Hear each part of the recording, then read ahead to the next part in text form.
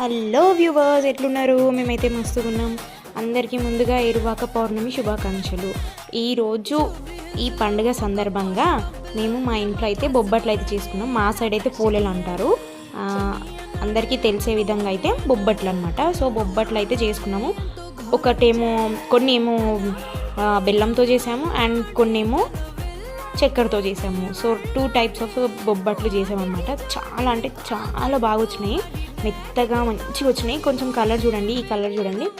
ఇదేమో కొంచెం నల్లటి బెల్లం యూజ్ చేసాం కాబట్టి కొంచెం బ్రౌనిష్గా బట్ మెత్తగా వచ్చాయి, బాగా వచ్చినాయి.